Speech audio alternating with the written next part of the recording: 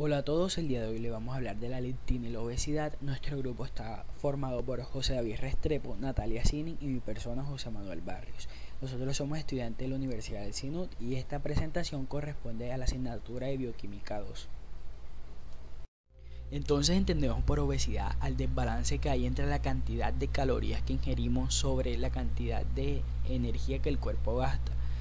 Para esto el organismo hace frente al exceso de calorías de tres formas distintas, convirtiendo el exceso de caloría en grasa y almacenándolo en el tejido adiposo, gastando el exceso de energía en el ejercicio extra o malgastándolo, por decirlo así, en la termogénesis. Existen un conjunto de señales hormonales, tanto neuronales, para mantener el equilibrio entre la ingestión y el gasto energético, con objetivo de mantener la cantidad de tejido adiposo dentro de los límites normales. La obesidad, según la etiología genética, se clasifica en monogénica. Esto quiere decir que el defecto está en un solo gen. Sindrómica es un conjunto de enfermedades, de patologías que van relacionadas, y común o multifactorial, esta se da en aquel grupo de personas, por decirlo así, de un mismo núcleo familiar que tienen defecto en los mismos genes o que comparten la información genética, como también el estilo de vida, la alimentación, que son sedentarios. Entonces a esto se le conoce como obesidad común o multifactorial. Según la Organización Mundial de la Salud, la obesidad es aquella, se le considera una persona obesa aquella que tiene un índice de masa corporal por encima de 30 y se clasifica en 1, 2 y 3 dependiendo su masa corporal. De 30 a 34 obesidad tipo 1, de 35 a 39 obesidad tipo 2 y por encima de 40 el índice de masa corporal se considera que la persona tiene obesidad tipo 3.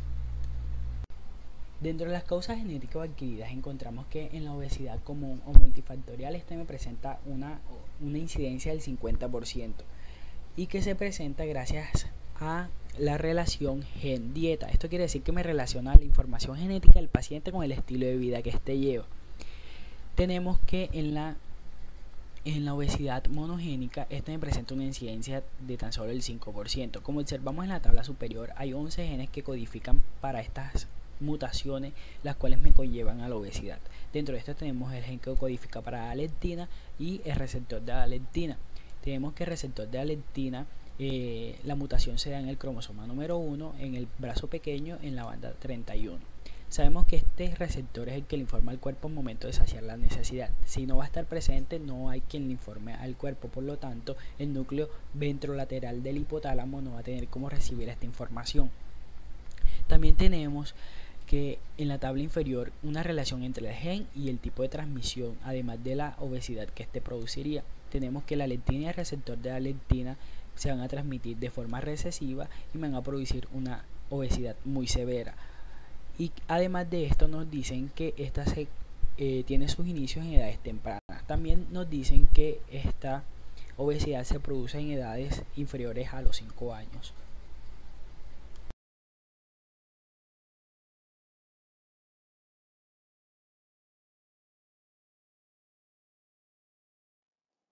Según la OMS, hablamos de obesidad cuando el índice de masa corporal es mayor a 30.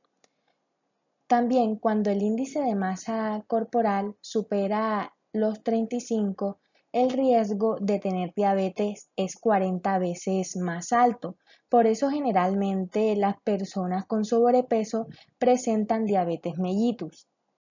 Con respecto a la resistencia a la insulina, los niveles celulares elevados de ácidos grasos libres pueden producir resistencia a la insulina en ciertos órganos, como es el músculo esquelético, en el hígado y pues pueden afectar la función de las células beta del páncreas. En el caso del hígado, los niveles hepáticos y la acumulación de triglicéridos en este son un factor causal involucrado en la resistencia a la insulina hepática. Con respecto a el músculo esquelético o el músculo como tal, la resistencia a la insulina se caracteriza por la capacidad disminuida para poder oxidar esos ácidos grasos libres. Y esto ocurre porque hay una gran cantidad de triglicéridos almacenados en el músculo que sobrepasan a los que se pueden degradar. Además de esto, los ácidos grasos libres y las citoquinas proinflamatorias pueden bloquear las vías de señalización de la insulina, provocando una insulinoresistencia en este tejido.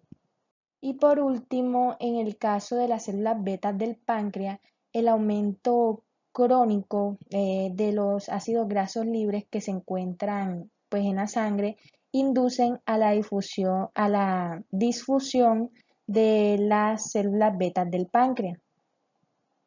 Bueno, la leptina es una proteína que pertenece al grupo de las adipocinas sintetizadas y secretadas por el tejido adiposo. Esta actúa como hormona uniéndose a receptores específicos que están localizados en el hipotálamo y cumple la función del hipostato, que detecta la cantidad de triglicéridos que se encuentran almacenados en nuestros adipocitos. En el núcleo arcuato del hipotálamo existen neuronas orexogénicas y neuronas de tipo anorexogénicas, las cuales difieren entre sí. Las neuronas de tipo orexigénicas estimulan el apetito. Estas liberan neuropéptido Y, el cual envía la señal hacia el cerebro para que la persona sienta la sensación, valga la redundancia, de hambre y así consuma alimento. Bueno, a diferencia de las neuronas orexigénicas, las neuronas anorexigénicas inhiben el apetito. Estas secretan o producen la hormona estimuladora de los alfa-melanocitos y la leptina actúa sobre estas hormonas. En personas con obesidad existe una sobreproducción de leptina y se esperaría que sucediera este mismo mecanismo de forma adecuada. Pero lo que pasa es que en personas que sufren con obesidad, el mecanismo de la leptina se encuentra deficiente y por lo tanto hay mucha leptina, pero esta leptina es ineficaz y no actúa de la forma que tiene que actuar. Similar a lo que sucede con la resistencia a la insulina en la diabetes mellitus. La leptina es codificada por el gen OB que se encuentra en el cromosoma número 7. Una mutación en este gen va a causar obesidad, resistencia a la insulina, hiperfagia e hipotermia. En 1950 se descubrió en ratones obesos una mutación del gen OB donde los ratones no tenían leptina y por lo tanto nunca se saciaban y seguían aumentando de peso. Listo, mi nombre es José David Restrepo Guillén y les voy a hablar acerca del paradigma de adipoquina. Para ello, nosotros debemos tener muy en cuenta que el tejido adiposo no solamente se encarga de almacenar triacilgliceroles, pues este también actúa como un órgano endocrino.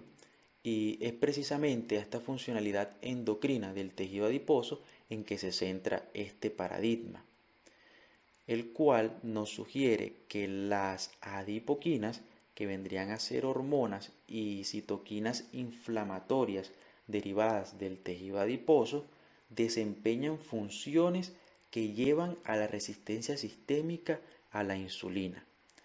Nosotros acá en la diapositiva podemos observar un esquema que nos ilustra a un adipocito y que mediante la activación de un factor nuclear que vendría a ser el NFKB se van a producir unas citoquinas proinflamatorias que vendrían a ser la interleucina 6, el factor de necrosis tumoral alfa y la interleucina 1.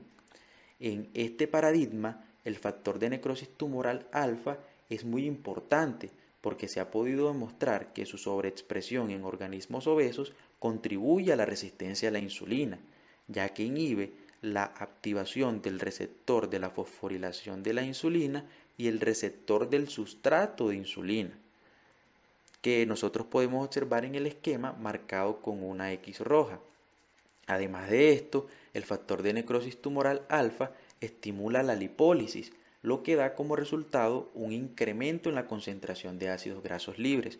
Y si nos remitimos nuevamente al esquema, cuando estos ácidos grasos libres, representados como FFA, incrementan su concentración, activan a la proteína quinasa C. Dicha proteína está involucrada en la inhibición de las señales intracelulares de la insulina por medio de la fosforilación del receptor de sustrato de insulina tipo 1 y 2. Y bien, esto nos deja cuál es la importancia del factor de necrosis tumoral alfa en el desarrollo de la resistencia a la insulina que se da en un individuo obeso. Listo, en cuanto al tratamiento de la obesidad, tenemos que se puede aplicar un tratamiento médico y un tratamiento quirúrgico.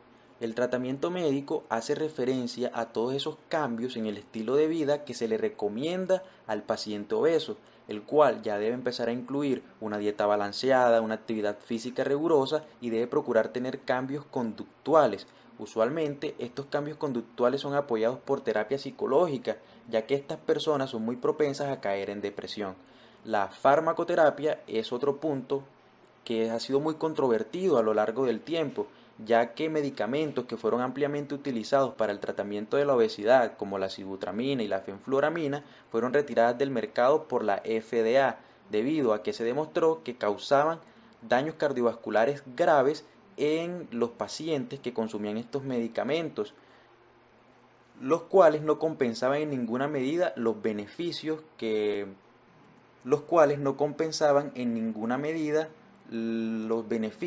producía consumirlos. Actualmente se usa el Orlistat, un medicamento que inhibe a la lipasa intestinal y provoca una reducción de casi el 30% en la absorción de colesterol y de grasas.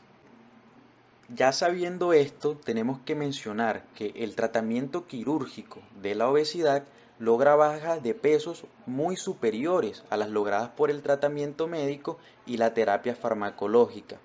Por ello, es que el tratamiento quirúrgico es la terapia estándar para pacientes con obesidad.